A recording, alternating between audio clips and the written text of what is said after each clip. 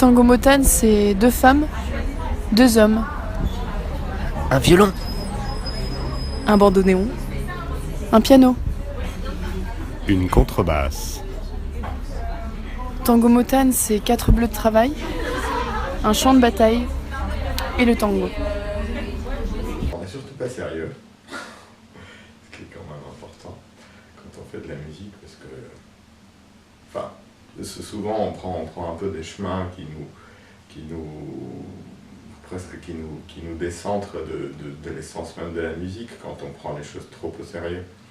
Et d'ailleurs, il y a un Arménien, Dan Garibian, qui a une chanson dans laquelle il dit « La vie est une chose trop grave pour prendre au sérieux ». Donc pour parler plus précisément du disque Défense d'afficher, le titre, c'est en groupe que vous avez eu l'idée, je suppose. Absolument, c'était en groupe et en avion. Et donc c'est vraiment là où on est vraiment le plus groupé.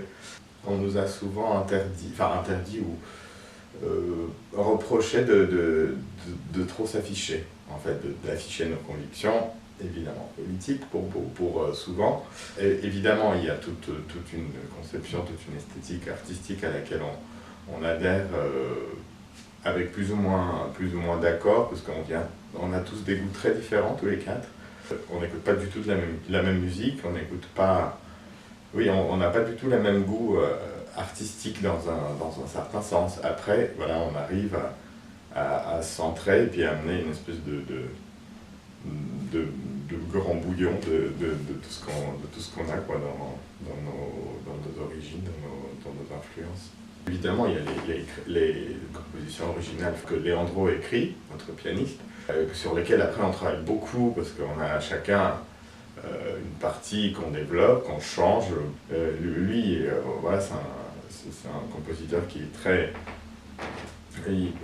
par exemple, il est très influencé par l'électro. Moi, c'est beaucoup plus la musique classique, la musique après traditionnelle, quelque chose de beaucoup plus acoustique pour le coup. Et du coup, c'est vraiment un mélange enfin, Marion, la bandoneoniste, comme elle fait de l'accordéon, elle fait beaucoup de musique contemporaine. Blanche, c'est beaucoup plus, ça peut être même du hip-hop. Après, tout est un peu construit, justement.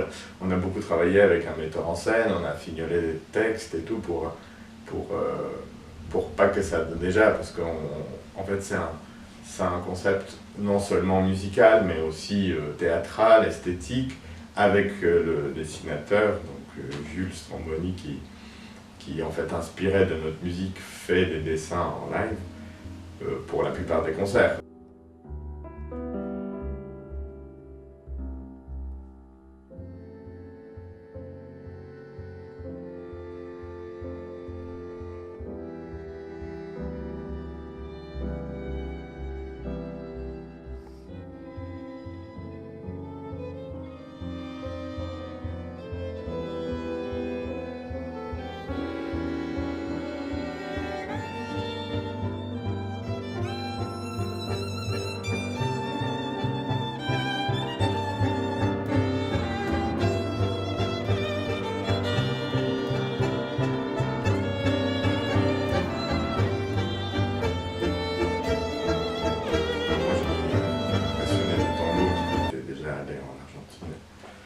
Trois fois pour des concerts différents, notamment le concert de Tchatchourian d'ailleurs que j'ai joué.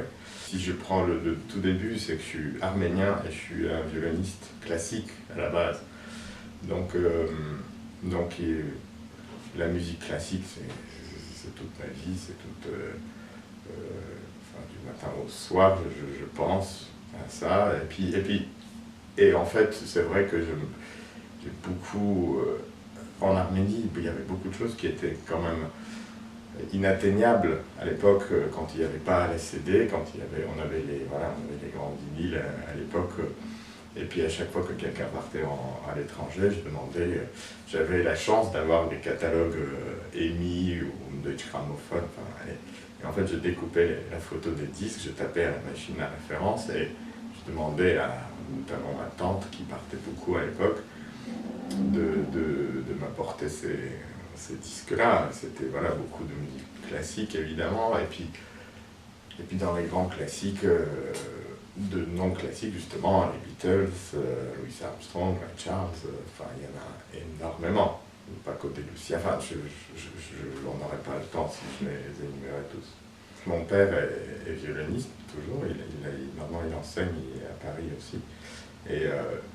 Mais j'ai vraiment choisi moi, ça pour le coup je tiens à le dire, parce que même s'il y avait une évidence dans le fait que je fasse du violon, parce que mon père y était, il avait étudié à Moscou, j'étais entouré de luthiers, de musiciens, mais c'était très évident pour moi, c'était même l'objet, le violon en soi. D'ailleurs, j'ai mon petit violon sur lequel j'ai débuté, que j'ai ramené d'Arménie. Et c'était une évidence, je sais pas, il y avait une espèce de...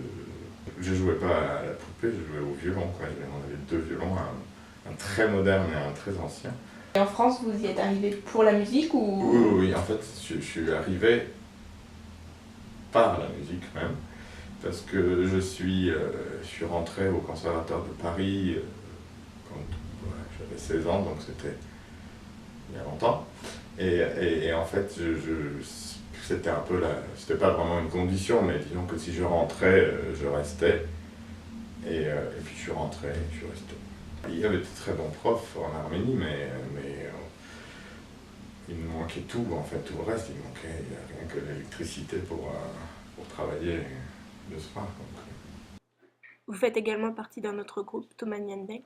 On va faire la première partie d'André Manoukian le 29 janvier. C'est un quatuor, mais on est en train de préparer un disque de musique arménienne donc. En fait, c'est un projet auquel vraiment je tiens pour tout, en fait. Que ce soit comme objet, le CD, que ce soit comme les arrangements, enfin, et tout ça, c'est... J'ai envie, en fait, c'est de montrer un peu la finesse de la musique arménienne, pas juste quand on est en train de pleurer, que c'est triste ou que... Enfin, et c'est quand même un petit peu, malheureusement, je trouve, apparenté à ça, quoi, la musique arménienne. Et c'est un peu dommage, parce que c'est vraiment du tout que ça. Hein. Il y a de l'humour, il y a de la revendication, il y a les dents, avec un couteau entre les dents, donc il y a vraiment tout ce qu'il faut, quoi.